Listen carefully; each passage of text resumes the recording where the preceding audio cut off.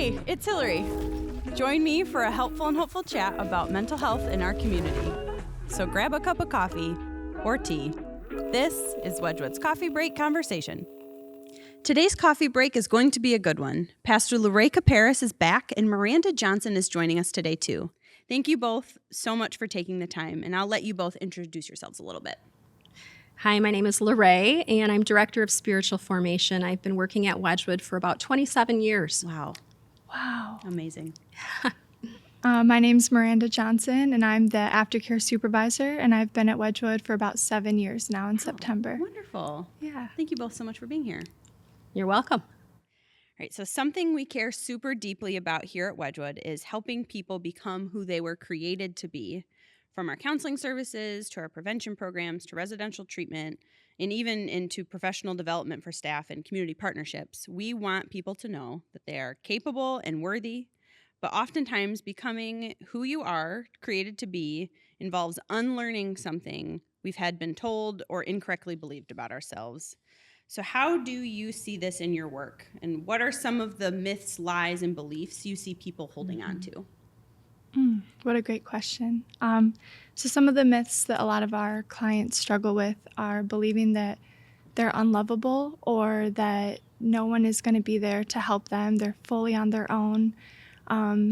Sometimes we see kids believe that there's something inherently wrong with them and that no matter what they do, they're still going to continue to do the same things.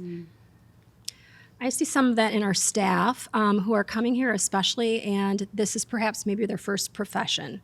And so they might, we see a lot of imposter syndrome where people just feel that what they are doing isn't completely comfortable for them, and so they're living out somebody else's life. And so to kind of help them understand that part of beginning a new job means that things will feel a little uncomfortable. Yeah. And then it's okay at Wedgwood to, in some ways, try things on and to discover your gifts. So we see that quite a bit.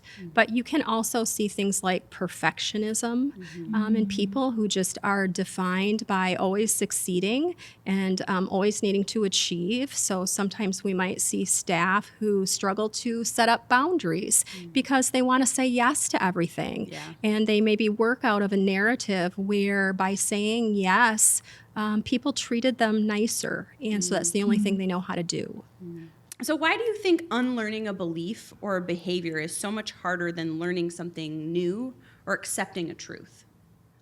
So it has to do with neural pathways, for one. So when we learn something new, our brains develop a certain pathway, and that becomes our truth. And when we have clients come to Wedgwood, we kind of present a new narrative or a new pathway for them. And the biggest piece is that unlearning that, I always use the analogy of like ditches. So for a neural pathway, you're creating a ditch, right? So when you create a new path, you're creating a new ditch, and you have to fill that previous ditch and then create the next one. And our kids, they're so comfortable, they're so familiar with that path. So being able to present new information and show them a different way to do things is challenging, but is possible. That's a great analogy. Yeah, that's excellent. It's work to fill it back in, but it's also work to dig the new one too. Yeah. Absolutely, yeah. Yeah, it really takes a lot more time to unlearn a behavior, right? And as adults, we have something called cognitive bias. We are attracted to what we believe. And so to hear something different, we're at first going to resist it, and we're not going to think that it's true. So that's going to take some work in and of itself. But habits are hard to break, especially bad habits. So all of us have that.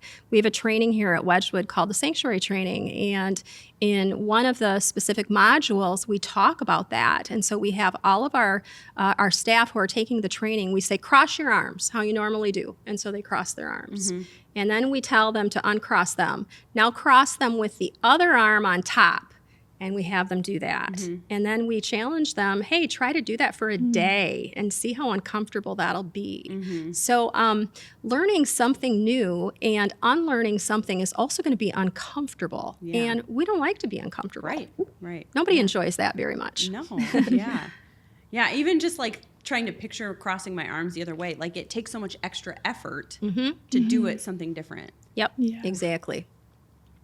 So what might be some signs that someone is still living out of an old story or identity myth or lie that they've believed? A lot of times there's a lot of dysregulation or just an inability to believe that anything is going to get better, just hopelessness. And we see kids specifically just struggle with believing that the change can happen or that something different is going to happen in their life, that they're going to find a home, that they're going to have the love and support that they deserve. And when they believe that lie, it shows up in sabotaging behaviors. It shows up in like internal repression. They start to self-harm because they believe that no one cares for them, and so why should they care for themselves? So yeah. I see a lot of kids who like literally hide their bodies, right? So we will see kids who wear hoods that will cover their entire face or even use their hair to hide themselves. And that's because they don't want to show who they really are. Yeah. It might be physical, but it's often at that heart level because they don't feel valued. They don't feel like that they're worth being seen. Yeah. For some of them, though, it might be that by being small meant that someone didn't hurt them or that they didn't get in trouble. And so it might have also, though, been something that protected them. And so to teach them, hey, you're in a different environment, you can take that mask off, you don't need to hide.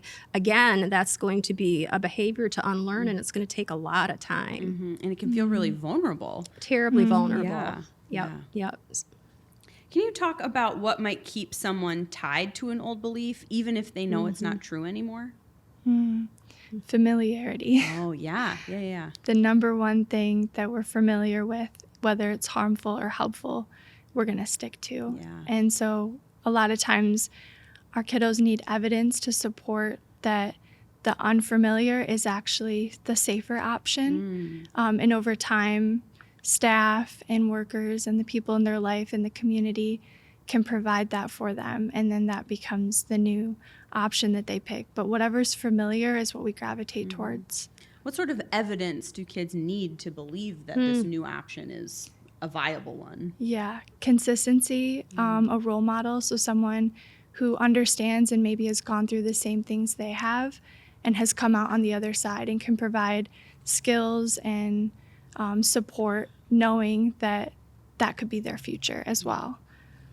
I see that often in the way our kids connect to people who have similar stories. And so we often will bring in perhaps somebody who has a similar narrative, but they are on the other side of that narrative. They no longer believe that that narrative defines them. But yet, as they are sharing their story with our kiddos hear all these intersections of ways that they relate.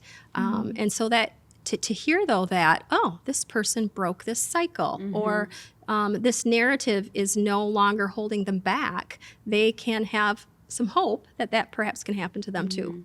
I'm thinking about like little kids who like learn by having someone show them an example of how to do, a certain craft or whatever, and how this is kind of the same thing to watch someone else go through and come out the other side of a challenge is like, oh, I can do that too. It's like learning by example and believing like, oh, if they can do it, I can do it too.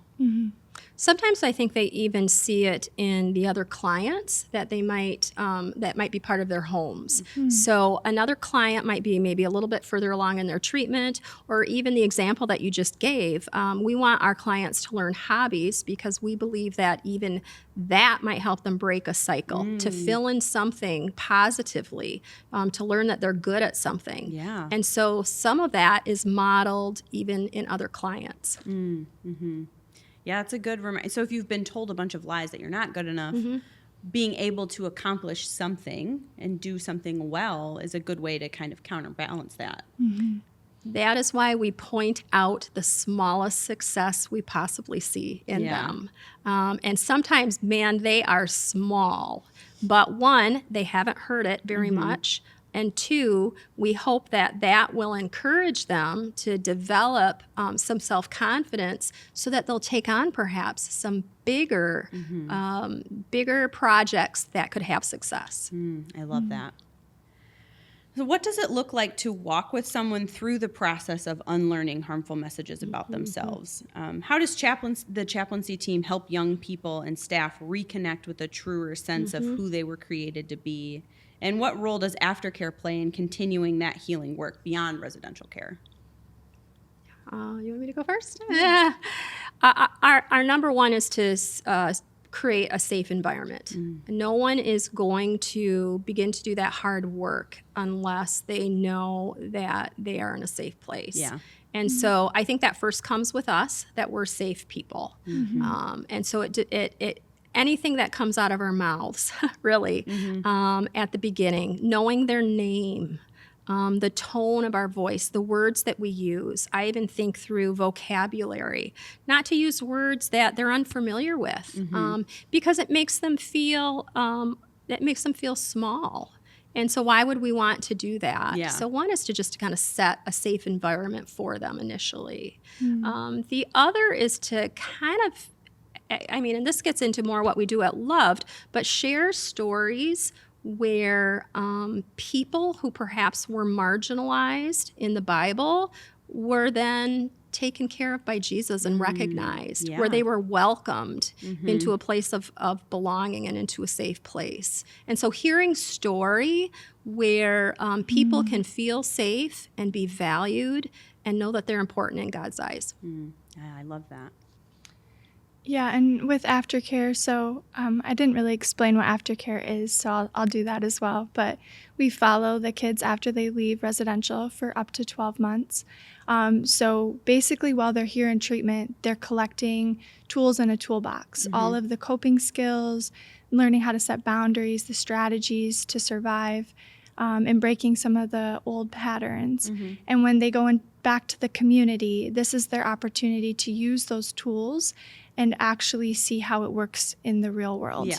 And so in aftercare, we become that one person that is in the home with them, with the family, reminding them of all of the tools that they've learned and how to use them on a day-to-day basis, whether that's at school, whether that's in the home, in the community.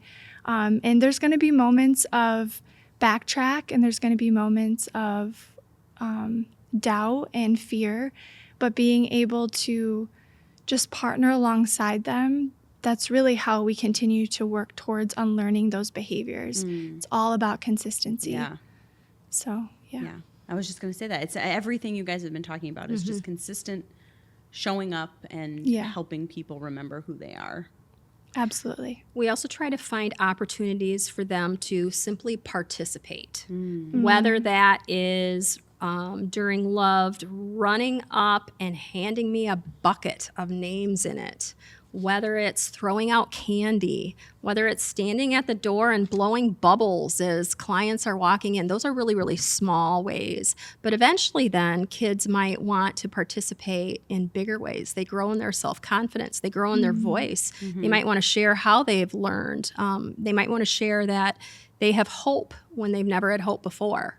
Just maybe 6 weeks ago, we had that happen during a Loved. We had a client who asked a couple weeks beforehand if he could sing a song. And of course, we're always very nervous about that. Not too nervous, but we have no clue if they can sing. And we also don't want somebody to get teased. We want to have it to continue to be a safe environment. Yeah. But he wanted to sing to sing to a tape, which helped. And so he came, did great during the song, and then he asked if he could speak to the group.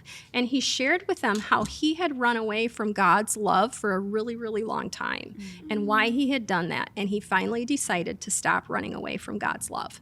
And he just kind of ended it there. He said, it is possible to stop. And when you stop, good things can happen. That was really what his message was. Yeah, it was pretty cool. That's so cool. And I imagine when he first came to Wedgwood, that was not a place, that was not something he would have been like raring to do right at the beginning. So having a space where he can kind of build those internal resources and relearn that he is loved, and then get to a place where he can share that with his peers is so cool. Yeah. And so talking a little bit about loved, how do we talk about God's truth about someone's identity and worth without it sounding like a cliche or a quick fix? Because I think to people, maybe especially outside of the faith, saying, oh, God loves you when you've gone through all of this stuff can sound like, okay, that's not helpful right now. But how do you guys go about incorporating God's love and healing power and value in people into your work in a way that is meaningful? Yeah. Well, I was actually talking to LeRae about this before, but one of the biggest things is modeling wholeness and showing that God's love in our own personal lives and how it works, and being able to partner alongside the clients through that as well. But without it sounding cliche, I mean, identity is everything. We find our identity, if we don't believe in God, in something else. And so being able to have those hard conversations of, where do you think you come from? Where do you think your worth is from? And giving the kids an opportunity to have those hard conversations can eventually lead to life-giving information and being able to pour back into them. I think especially when they have all of these beliefs that are untrue about themselves, being able to show that not only do I believe this about you, but God's word says this about you as well, and trying to make it more about a personal relationship and a personal relationship with God. I think we do it by using scripture wisely and thinking through how someone would hear it who might not be familiar with it. And so there are a lot of phrases in the Bible that are about identity. One being something like, you are fearfully and wonderfully made. Imagine hearing that for the first time and thinking through what that means. It does sound like a cliche. Yeah. And so to unpack that into something that has meaning. When God made you, he took great care in that. He did it he created you with dignity. Dignity is actually not a word our clients always used, with respect. He instilled beauty in who you are. He instilled in you purpose. When he looks at you, he beams. He's thrilled that you exist and that you are part of his creation.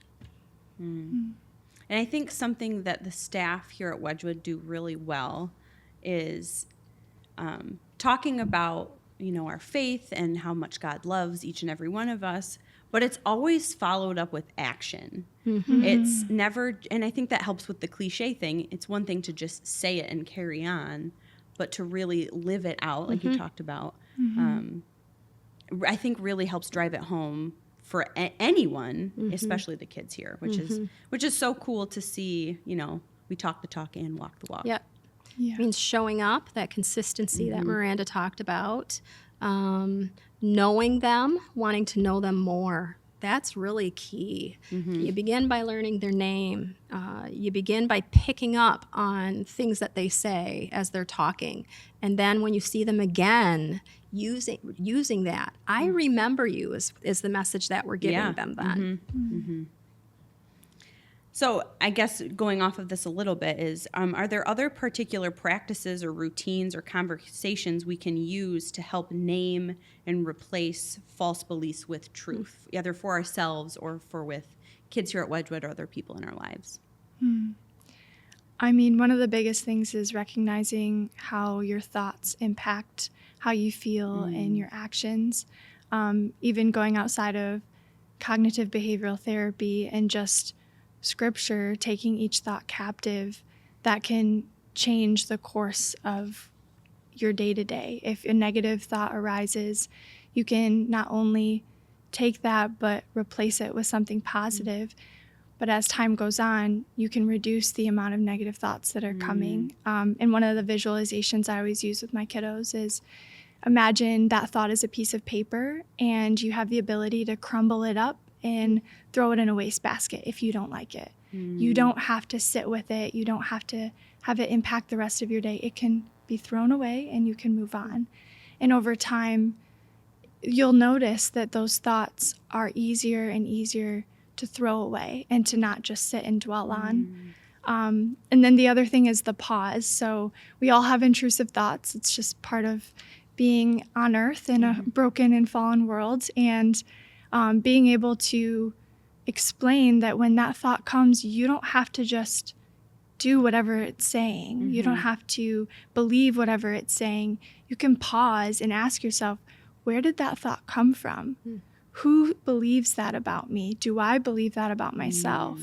And if the answer is no, or it didn't come from anything positive in your life, then you can just disregard it.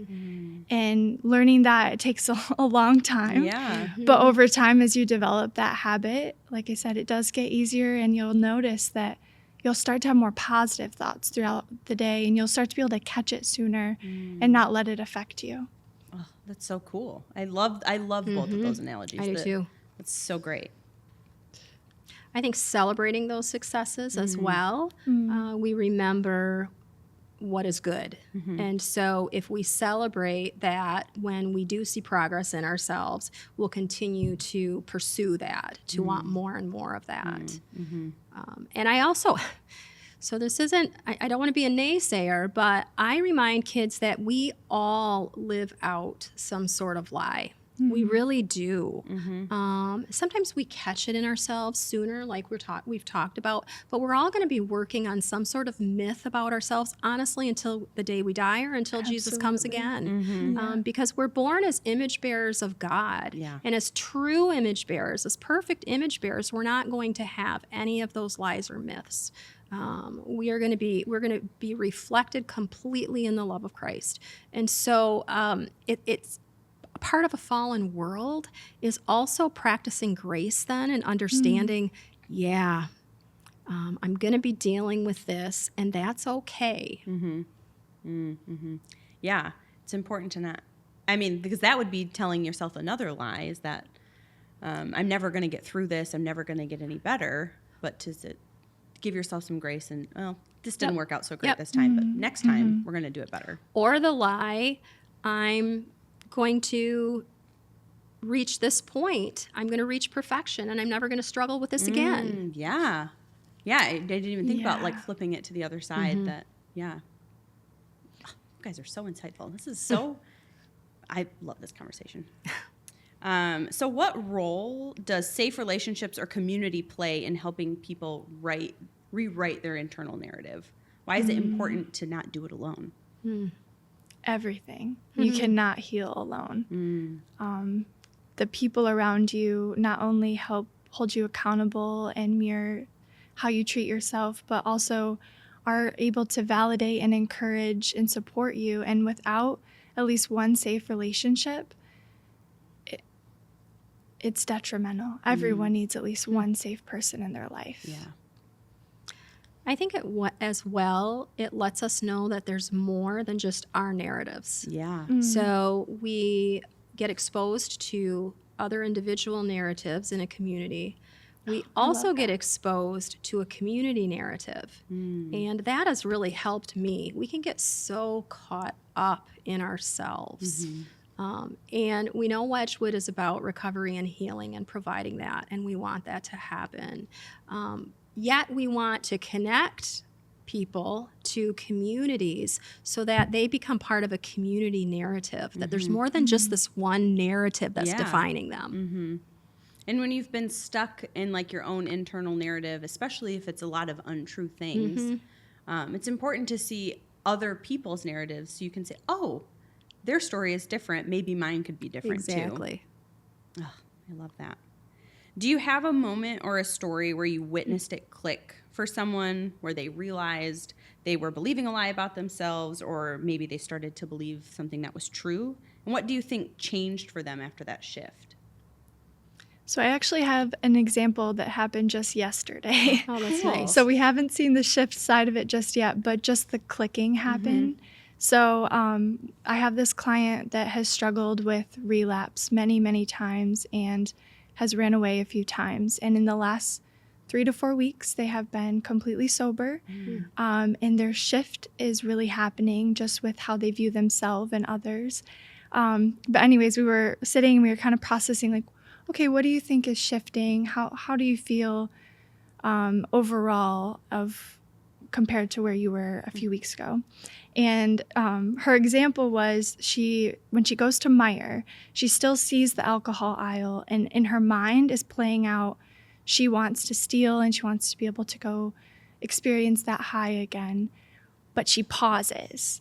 And I preach this over and over again, but that pause is life-changing because when they can pause and recognize that they have control over the next decision that's made, that's when real change happens. Yeah. And she was able to say, but I didn't do it. And I just left. And then we processed a little bit further, and she talked about how, the lie that she sometimes believes it would just be better if she wasn't here and that no one around her cares. And she's sitting at a table full of people who love and care for her. And you could just see like a smile come over her. And she goes, but I know that's not true now.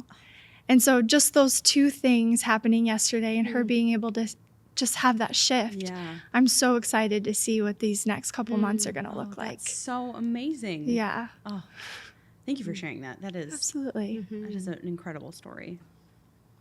We had a client who was recently discharged, and I've been thinking a lot about her because she looked so physically different when she left than when she came.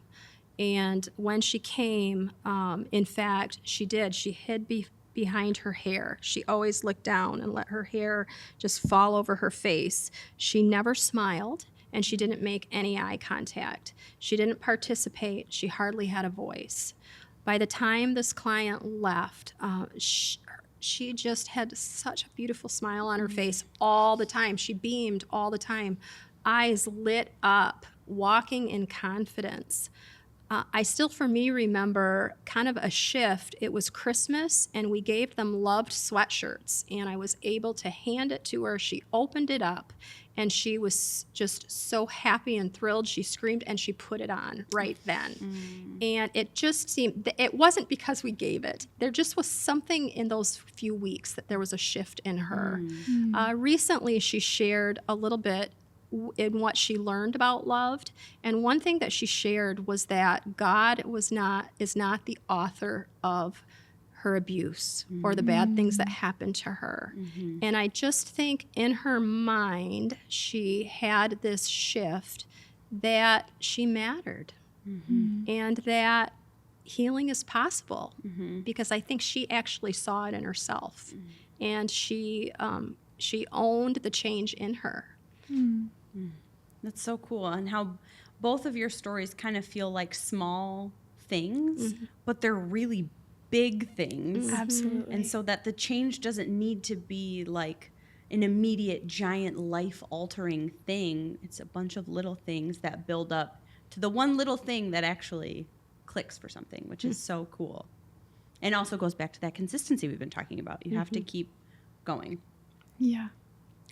Do you have any advice for our coffee break friends on how to reflect on or shift their own beliefs about themselves, or how they could best support the kids in their lives to believe in and become the person that they were created to be? Those are definitely two separate questions. So the first one, personally, journaling has been very life-altering for me. Being able to journal about experiences that I've had with people and then go back and see the growth that happens. Oh, that's lovely. I tell everyone to journal. And it also, when you have prayers that you have in the quiet space with God, and then you're able to go back and read in the journal, you can see all of the answered prayers as well. But on the flip side of that, for journaling, we also have a lot of unconscious behaviors, and we don't really understand where they come from. We have, complex trauma, some of us from childhood, or we have these experiences that we've had, and they play out in our relationships into adulthood. And I think a lot of times as you journal and you see, oh, okay, this is what actually triggered this response, the next time I'm in this situation, I can choose a different response, over time that becomes easier as well. So yeah, journaling is definitely my go-to. And then to help kids in your life, I think meeting them where they're at, pointing out the positives, encouraging, having those hard conversations with kiddos, and then also just, I don't know, a lot of times I think kids just need to be kids too, and Have fun. not get too caught up into all of the bigger things. So focusing mostly on the positive and not giving much attention to the negative, and letting kids be kids. Yeah, that's so true. Especially, I feel like for kids here at Wedgwood, who their like childhood has often been Stolen. from them, just to give them the opportunity to be a kid is so life-giving too. Like just going on a swing set and sitting and pretending like you're 5 years old again. It's life-changing. Yeah. I think I've learned a lot about the lies and myths I've told myself by listening to wise people in my life and being open to hearing from them what they're experiencing in me. And so if you have somebody in your life that you really, really trust, and though it will hurt to hear the truth from them, being vulnerable enough to ask them, what do you see in me? What do you think I'm holding on to that prevents me from moving forward? What maladaptive behaviors do you see in me that bother you or that affect our relationship? And what do you want from me that you think I'm not willing to move forward myself, that you can point out? Yeah, because like we said, you can't do it alone. You need people to help you. Right. That's so cool. You guys, this was so great. Thank you for your work in helping people learn and grow and thrive, and for sharing your wisdom and your hearts with us today. Yeah, thanks for having us. Thanks, Helen. You can partner with Wedgwood to help kids and families break free from the lies and live into the truth that they are loved and worthy every month by becoming a Wedgwood Waymaker. Learn more about monthly giving and being a Waymaker on our website, wedgwood.org. Stay hopeful, stay helpful, and let's have another coffee break soon.